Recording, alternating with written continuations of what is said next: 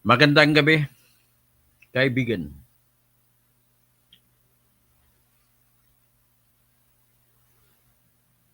Pag-usapan natin po yung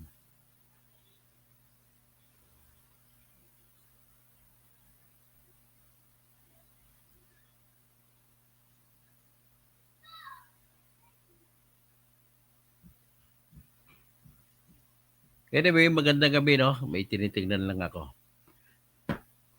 At ang ating pag-usapan ngayon po si Digong Duterte. At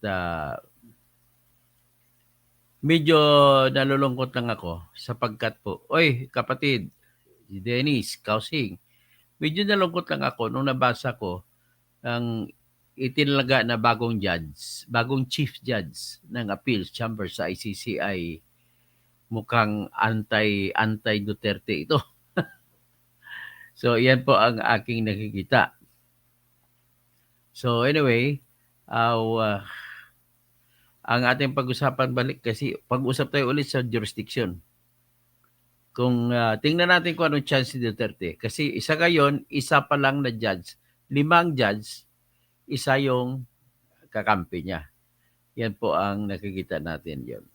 Sino pang maging kakampi niya? Ang kakampi niya dito ay si Judge Lord Kim Panidsi.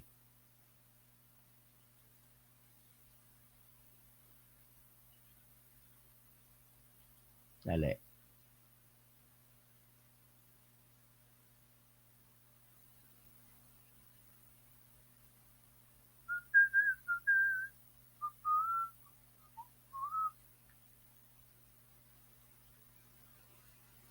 So, ngayon, ang makikita natin dito ay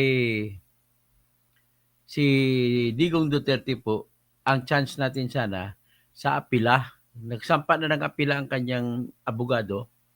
Nagbigay na ng notice of appeal. Kasunod nun, kanina, may inilabas na utos ang ICC, nagmula na naman ang utos sa President ng appeals chamber ng ICC at ang tinalaga po ay si Carranza. Yung Judge Carranza po ay ang history niya ay mas binibigyan niya ng pabor kapag ang krimen ay pinag-usapan ay sa panahon na yung isang bansa ay kasabi pa ng ICC ay pagpatuloy niya ang kaso. Ganun po siya si Judge Luz del Carmen Ibanez Carranza.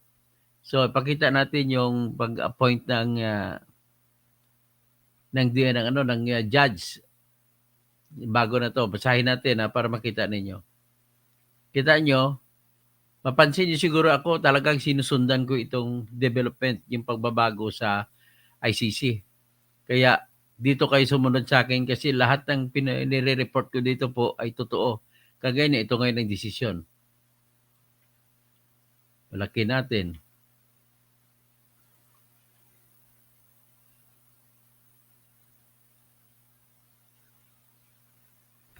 Ay, hindi yan. Dali lang nga.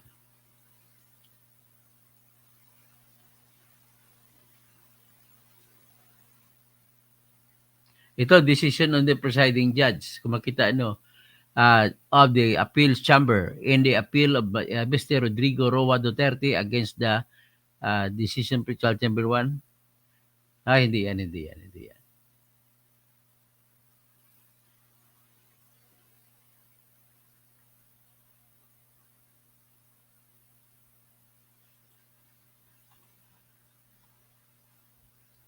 Ito na nga. Pinakipakita ko sa inyo. So, nakalagay dyan sa dulo, basahin natin, the appeals chamber of the International Criminal Court. In the appeal of Mr. Rodrigo Roa Duterte against the decision of the pretrial chamber 1 entitled Decision on the Defense Challenge to the Jurisdiction of the Court of 23 October 2025. Pursuant to Regulation 13.1 of the Regulations of the Court, renders the following. The presiding judge in the above-mentioned appeal is Judge Luz del Carmen Ibanez Carranza. done in English and in French. So the English version being authoritative. So ang pumirma ay si Judge Erdin Balzorin Damdim, President of the Appeals Division. Yung President of the Appeals Division ay yung pinirma niya sino ba ang unang-unang tanong, sino ba si Judge Luz del Carmen Ibanez Carranza? May chance kaya si Duterte dyan? Nako, in-examine ko po yung kanyang record. Mas ang record niya po ay mas gusto niya nagpapatuloy ang trial kasi siya po ay isang klase na babae o na judge na mas pinapaboran niya na matatapos ang kaso. Hindi niya binibigyan diin ang jurisdiction o kung meron man o wala. Kasi siya ay advocate siya ng human rights. Yun pala, pag advocate ka ng human rights talaga masyado, ganun po ang nangyayari dito sa kanya.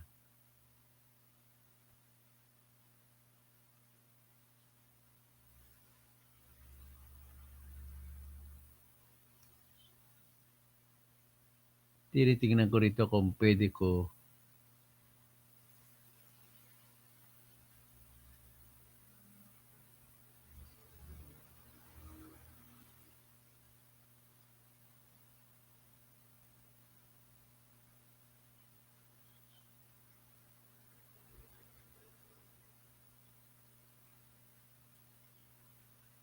Dali lang.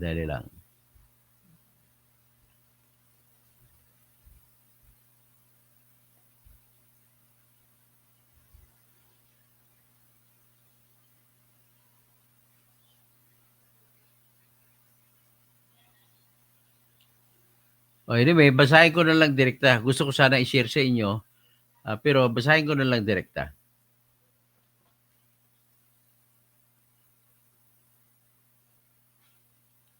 Anyway, basahin ko na lang direkta. Gusto ko sana i-share sa inyo, pero basahin ko na lang direkta.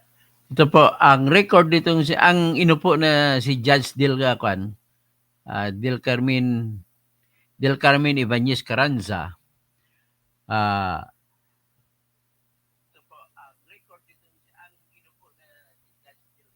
Mga sa pag Philippines appeal para 2023, siya po ay kasapi nung unang apila ng Philippines na kung saan natalo ang Philippines ng boto ng 3 judge against the Philippines, 2 judge in favor of the Philippines. So 3-2.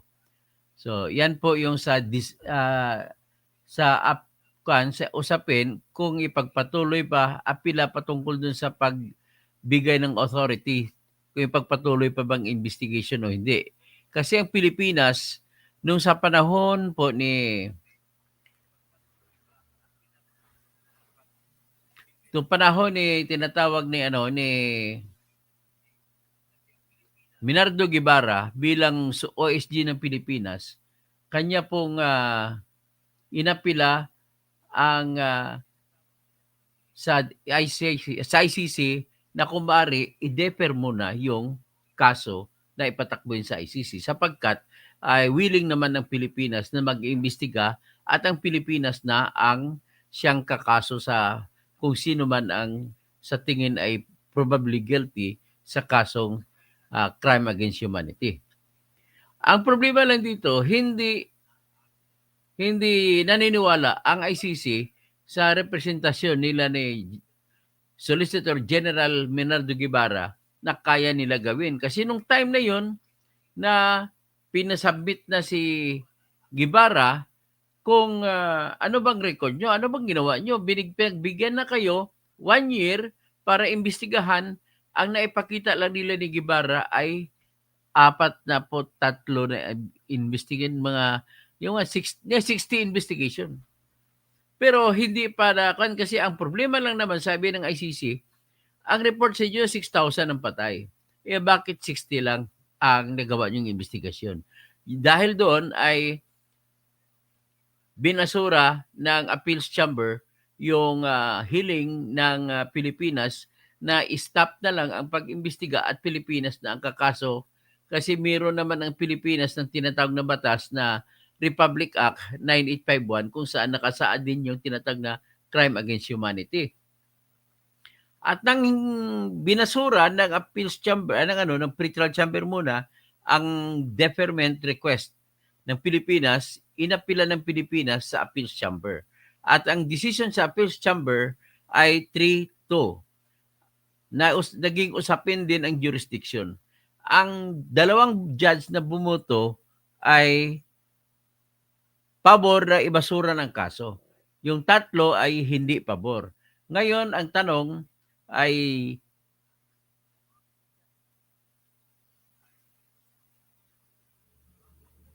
tingnan natin ngayon ang desisyon ng ICC patungkol sa 3-2 na desisyon kung saan tatlong judge.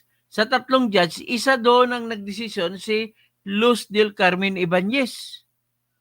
So kung ganon, yung talaga sa kanya kanina na magiging tagapangulo na ng appeals, medyo malungkot para sa mga DDS, medyo masaya para sa mga anti-DDS. Medyo nakakaangat ng damdamin ito ng inspirasyon sa mga tinatag nilang biktima sila ng tukhang at saka biktima ng mga namatay sa Davao nung mayor pa si Digong Duterte. So, ito po, tingnan natin, silipin na natin ang desisyon nung una na kung saan ay binasura yung deferral request ng Pilipinas. At na pag-usapan din doon paunang usapin ang jurisdiction. At ulitin ko lang, sa 5 judge, 2 doon pabor sa pagbasura ng kaso. At ang decision lang ay wala ng jurisdiction ang ICC sa Pilipinas. Pero ang 3 doon, nagdesisyon na may, although usapin na hindi naman usapin, binasura nila na magdesisyon sa tungkol sa kung may jurisdiction ng Pilipinas o wala, mas tinutok nila sarili nila sa magdesisyon kung may kakayanan ba ang Pilipinas na mag-imbestiga o wala. Bakit importante yung tanong kung may kakayanan o wala? Kasi ang prinsipyo sa International Criminal Court, kung kaya lang naman ng bansa, bakit makialam pang ICC? Makikialam lamang ang ICC kung hindi lalabas na hindi kaya ng Pilipinas. Dito lumalabas, hindi kaya eh. Ang rason nila, sa mahigit 6,000 na nakalista na namatay ay sa tukhang 60 lamang ang nisubmit nila ni Guevara. Bakit 60? Ang problema kasi nila, hindi naman sila talaga naggumanap ng kanilang trabaho sa panahon na yun kahit sa panahon na ni Marcos yun ha. Ang gagawin lamang ninyo, mag-memo kayo. Memohan nyo lahat ng police department, isubmit ang report ng patayan na nangyari sa panahon ni Duterte. Wala, hindi ginawa. So with that, nagdesisyon ngayon ang ICC na binasura yung hiling ng Pilipinas na itabi na yung kaso. Nagpatuloy. Pero sa pagpapatuloy, sa 5 judge sa appeals chamber, 2 ang pumabor sa Pilipinas na nagsabi wala na talagang jurisdiction ang ICC sa Pilipinas. Pero 3 ang nagsabi ipagpatuloy ang investigasyon. Kaya nagkaroon ng investigasyon. So ngayon, ito naman, napag-usapan ulit yung jurisdiction, natalo yung si Duterte sa usaping jurisdiction, so obligado sila, aakyat sila, apila. So nung nag-vlog ako niya isang araw, parang naging nagsilbi na nagbigay ng inspirasyon yun sa mga pro-DDS kasi sa apila, doon po makikita mo na 2 boto na yun. At ang sinabi lamang ng 3 na ayaw ay sapagkat hindi pa hinog para pag-usapan ang jurisdiction. Pero ito ngayon, hinog na. Pero nung kanina, nakita ko naman ang decision, ginawang hepe, chief of presiding judge, ay ang isa sa nagdesisyon kontra kay Duterte. So, medyo malungkot ito kasi indikasyon ito na talagang maibabasura yung apila ni Duterte. So, ito po, pinakita ko kanina, ang naging presiding judge na ngayon, pinalit kay Judge Mark Perin de Brichambaut, ay si Judge Luz del Carmen Ibanez Carranza. So, si Judge Carranza ay taga Peru. So, doon siya nag-aral sa Peru, doon siya naging doctor of law sa Peru. So, ngayon, nung siya na ngayon, tinanggal naman si Judge Britson-Boat. Pinalitan siya at ang pumalit sa kanya si Judge Damdim. Si Judge Damdim naman ay siya yung kasalukuyang president ng buong Appeals Chamber. Si Judge Erdinibal Surin Damdin. Yan, ipinalit siya. So, yung tinanggal si Britson-Boat, yung isang judge na po dinesisyon pabor kay Duterte sa Pilipinas na si Judge Gotza Lordi Kapinadsi, Lord Key Panidsi ay nanatili. Pero ang tinanggal ang isang pabor kay Kwan ay si Britson-Boat. So si Britson-Boat, ang dating judge ay ang pinalit si Damdin at saka si Tumukuno Akani.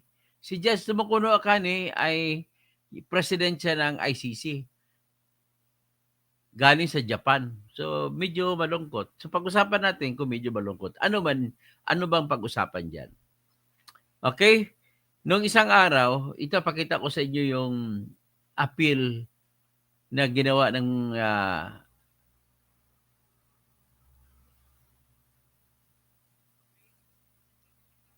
appeal na sinampa ng mga abogado ni Duterte.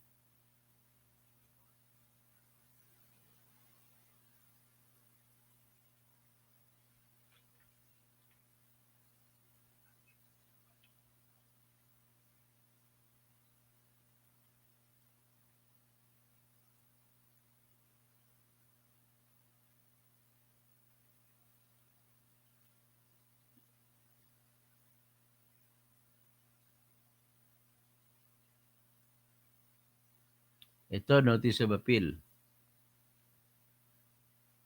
Pakita ko sa inyo notice of appeal ng abogado ni Duterte.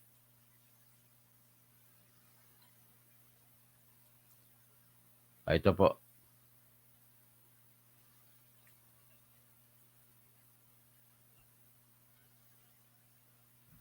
So, iyan ang appeal ng abogado ni Duterte. Ang mga judge na nakalagay, si Judge Endeni Balsurin Damdin, yan yung presiding judge nito na siya naman siya naman ang appeals president. Nagbigay siya ng appointment nung kanina at ang ginawang judge, ang ginawang presiding judge ay si Luz del Carmen Ibanez Carranza. So nakita natin ang composition ngayon ng judges na limang ito. Number 1 ay si Judge Erdini Balsurin Damdin na sinasabi ko kanina ay isa ring masamang balita para kay Duterte kasi nakita kong record niya. Lagi siya nagdesisyon na kapag umalis ng isang bansa, gusto niya tumuloy ang kaso. So malungkot yan para kay Duterte. Tapos ang pumasok isa pa na bago ay si Judge Tumuko Akani. Haponesa ito. So, siya naman po na judge ay gusto niya pag nagkaroon na ng jurisdiction ng ICC sa krimen, ituloy-tuloy niya ang kaso. Ito naman si Judge Luz del Carmen Ibanez Carranza na ginawa na kayong president ay ganun din ang ugali niya kapag nakuha na yung jurisdiction sa criminal sa mga criminal cases ay itutuloy niya rin ang kaso kahit na nag-withdraw ng Pilipinas. So, ang isa si Judge Salome Balungir Busa ay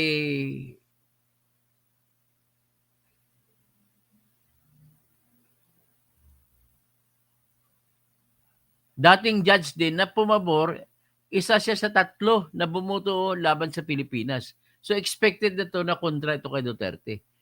So ngayon, ang the only na natira pabor kay Duterte ay ito si Judge Gotza Lordi Panidsi. So medyo malungkot yan. 1 vote lang siya. 1 of the 4 votes lang siya. 5 votes. So, ganun pa man, tingnan na lang natin kung magbabago bang isip si Judge Luz del Carmen Ibanez. Pero wala pang record ito na umiba yung pag-iisip kasi ang kanyang resolba ng pagkatao niya, kung magkaroon ng labanan sa gitna ng jurisdiction na legal at jurisdiction na karumaldumal ang krimen na nangyari, pumapabor siya lagi sa karumaldumal, dapat itutuloy ang kaso. So yan po ang medyo hindi magandang balita sa totoo lang sa mga taga-DDS. Ganun pa man, i-discuss natin ang paungusapin. Okay, ano bang pinaglalaban-laban na issue rito?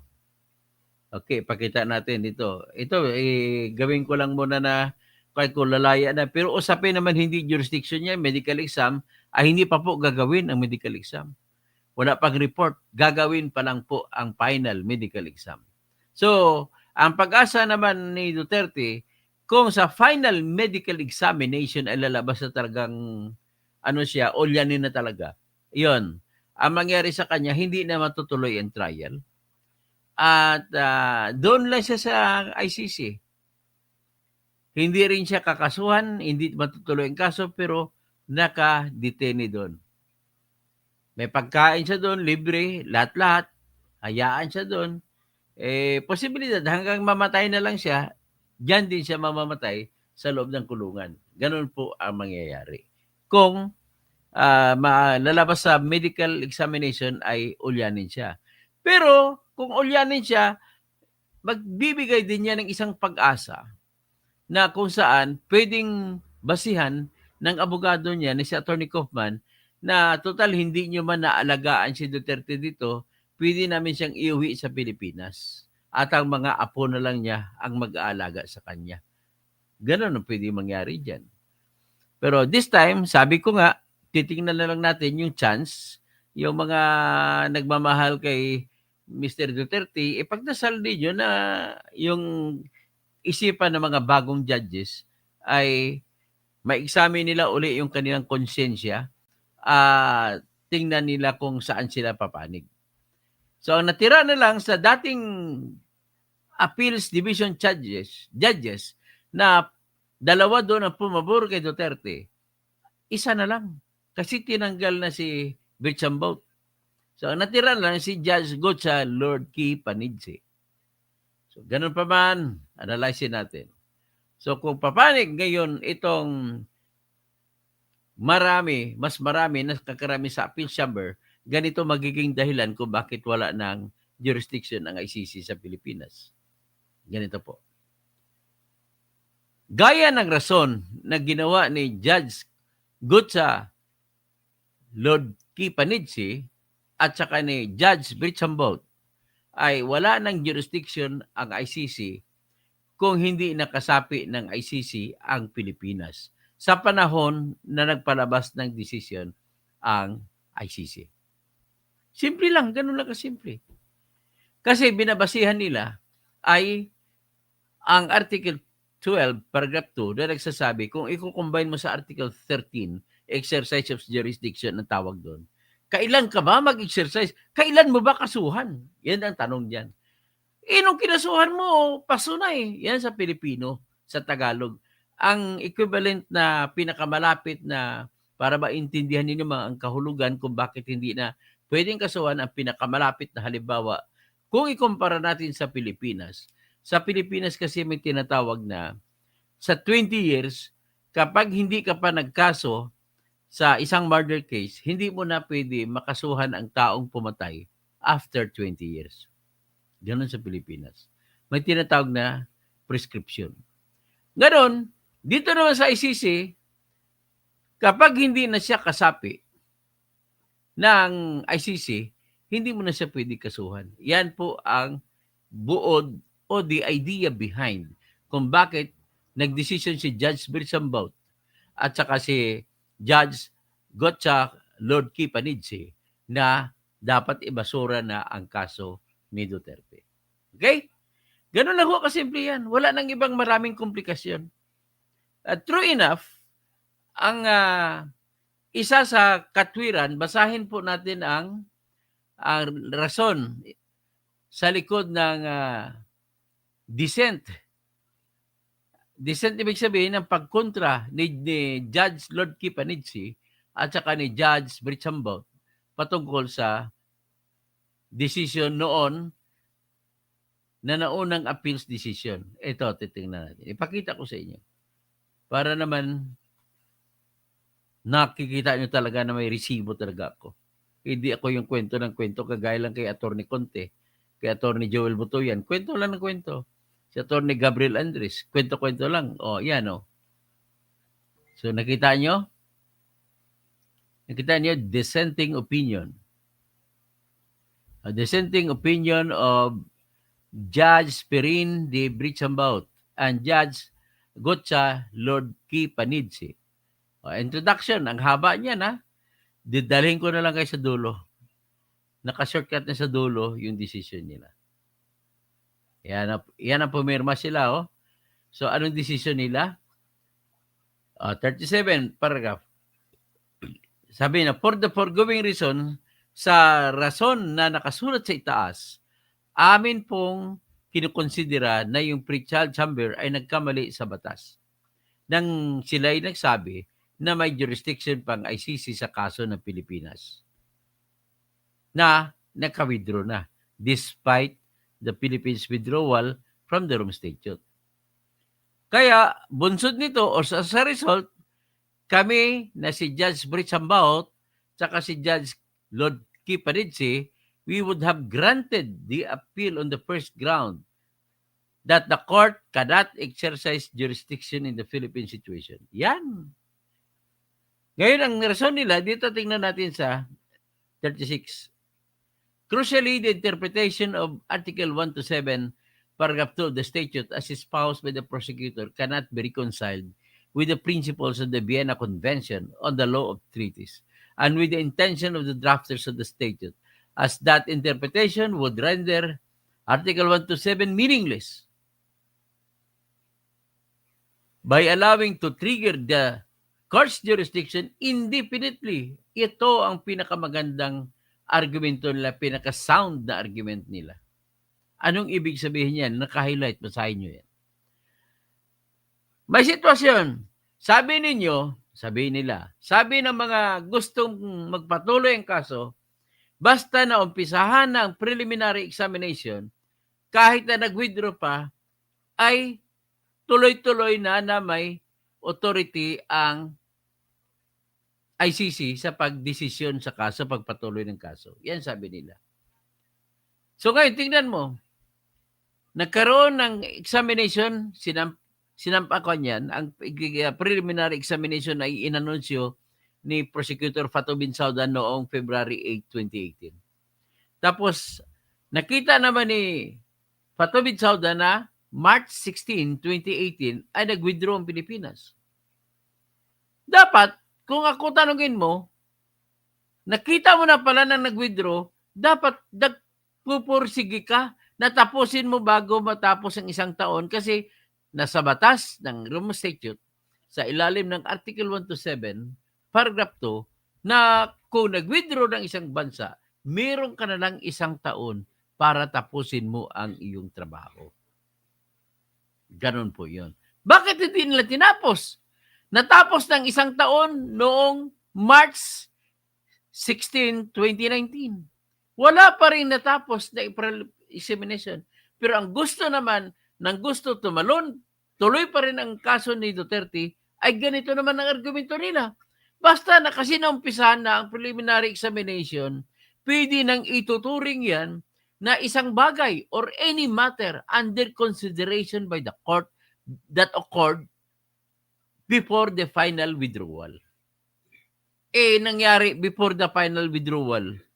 So, kaya, tuloy pa daw ang kaso.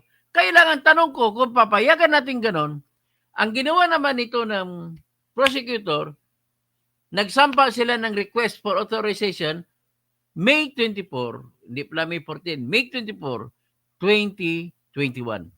Mahigit 2 years na. At pinagbigyan pa.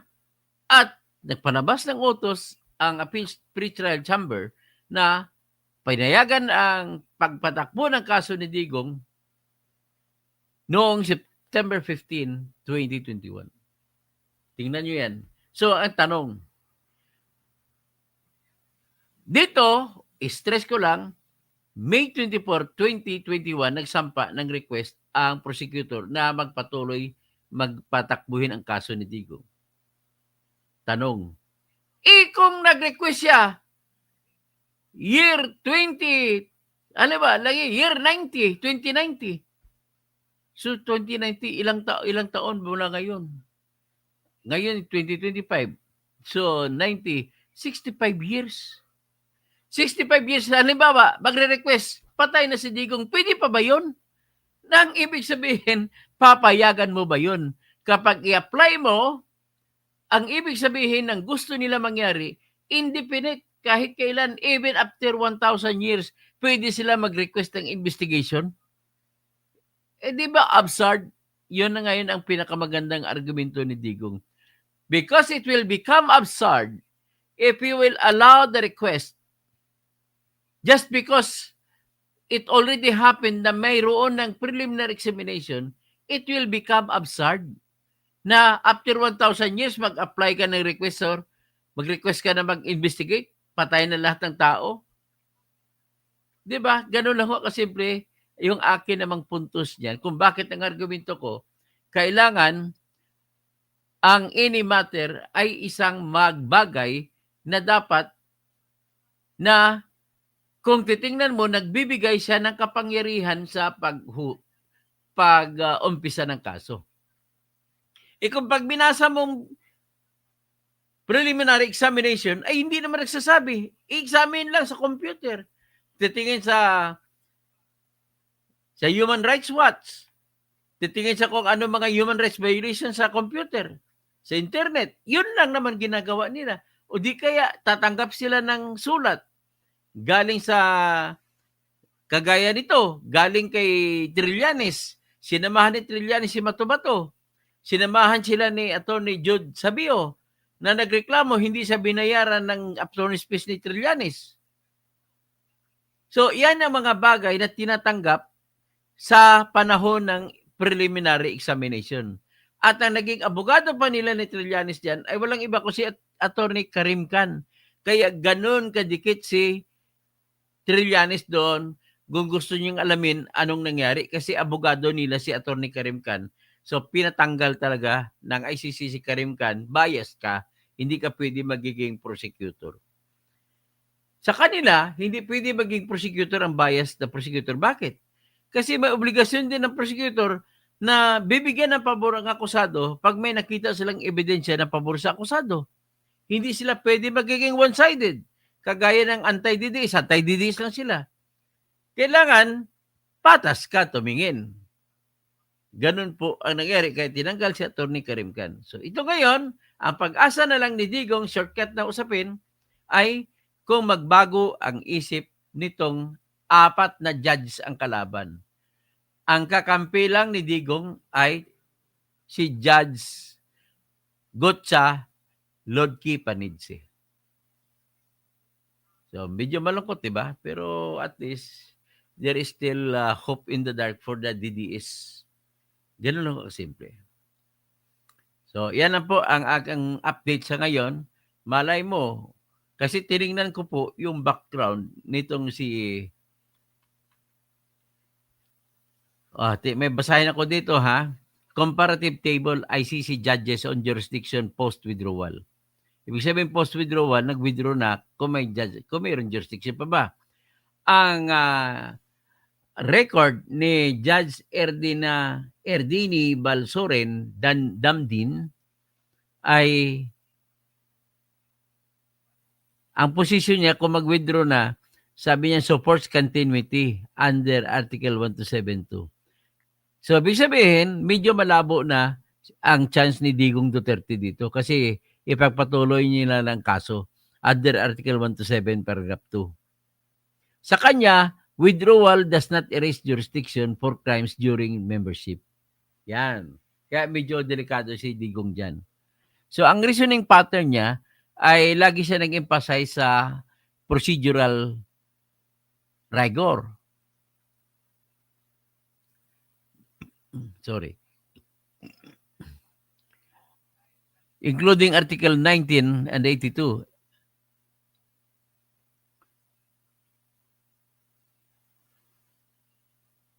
Okay?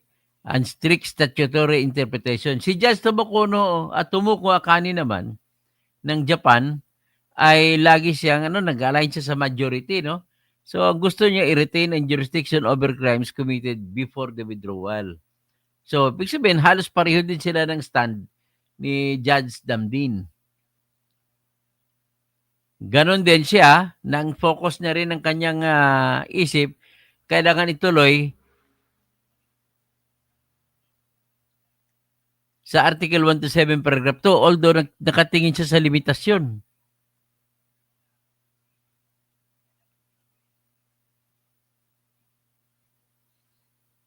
Tapos si Judge Luz del Carmen Ibanez naman, itong sinasabi ko na, siya na ngayon ang presiding judge, ay sinusuportahan niya rin ang containment. So wala siyang pakialam kung nag-withdraw o hindi, basta tuloy-tuloy lang. Yun naman siya ang kanyang isip. Si Judge Solomi Balungi Busa naman, na pang-apat na judge,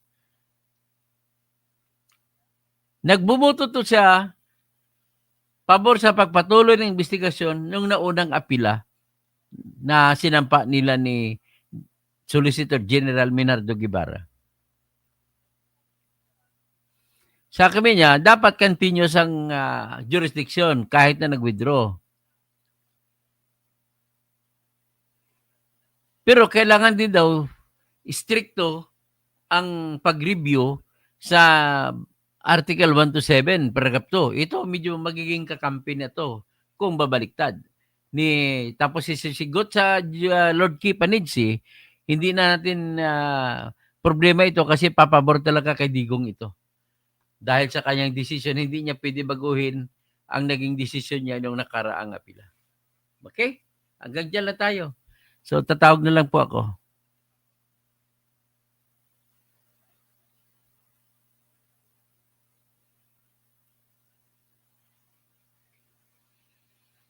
Si Dennis, yung unang-una, kapatid ko si Edda, si Gilinda Doronila, tapos si Mary Jane Enriquez, si Magic Moments Vlog. Hello po, watching from Italy. Italy, God bless po. God bless din po. Robin Obani, good morning. Good evening pala sa lahat. Joseph Robleza, Judge Nyang. Wala, hindi po Judge si Nyang. Prosecutor po si Nyang. Hindi po sa judge. Okay? I-correct lang kita, Joseph Robleza, ha? Hindi po prosecutor siya, ibig sabihin prosecutor parang piskal. So, Ophelia A.P. Beth Taipan, kung walang jurisdiction at bend the law, then appeals chamber, ikasabot ang mga adik at makakakaliwang grupo. Titingnan na lang natin. So, Bog Saddam, gandang gabi, sir. Tapos si Kaharudin Kamar, Assalamualaikum, alaikum assalam. Tapos si Argo, yehe, lalaya na si Digong. May chance na lalaya siya.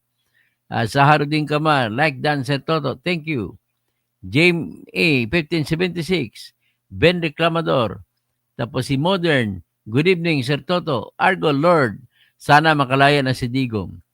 Tapos Modern, hoy Argo, minura ni Digong ang Diyos kay Satanas ka humingi ng tulong. Huwag naman. Modern, Ben Reclamador, hi bro. Kansky, Armando Cabrera, don't worry attorney, Toto, lalaya na yan si Digong by 20, sobra-sobra naman, 22,900. Matagal-tagal patay na tayong lahat nun. Ben Reclamador, hindi talaga kaya mag-imbestiga ng Pilipinas. The record speaks for itself. So, di nakapante to. Bakit same judge yung naghatol sa jurisdiction?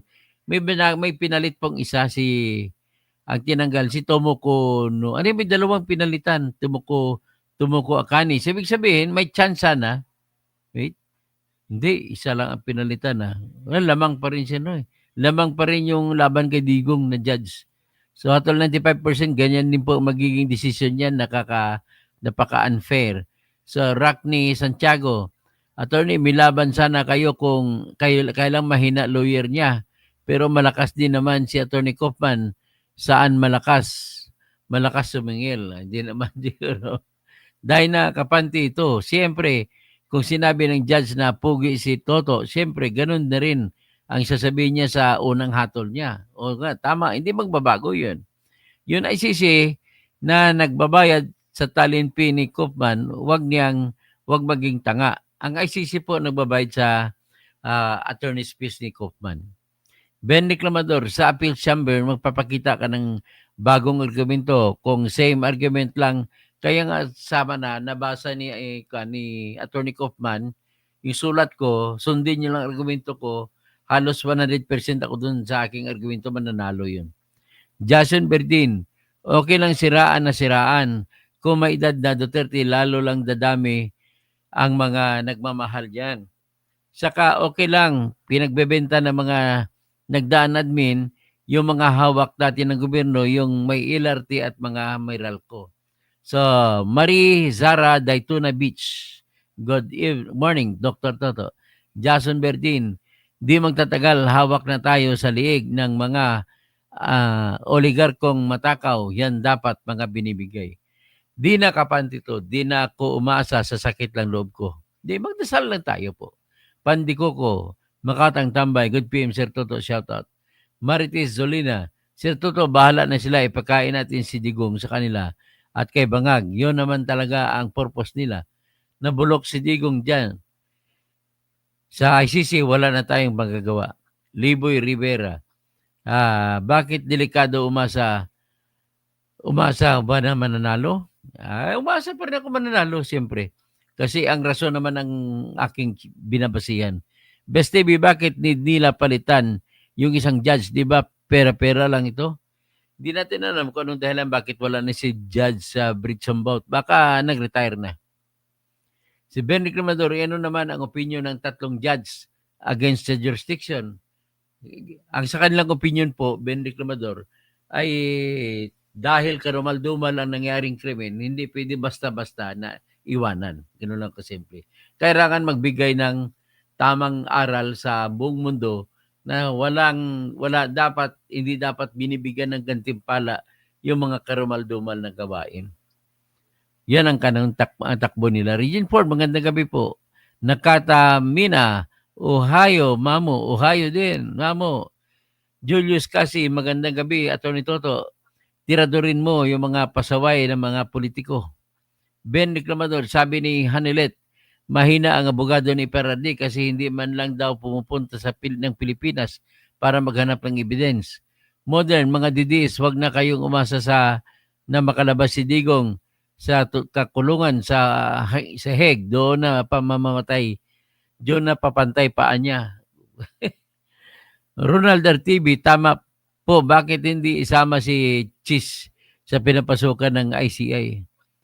Ben Reclamador, sa tingin ko mayroon nakitang bad faith ang judges sa withdrawal ng Pilipinas. Tingin ko naman, tama ka naman, Ben Reclamador. Si Posnel, Coach Soto watching from Orange. Ay, kumusta? Si Boss, Joseph Andaya. So, Orange ka sa Canada?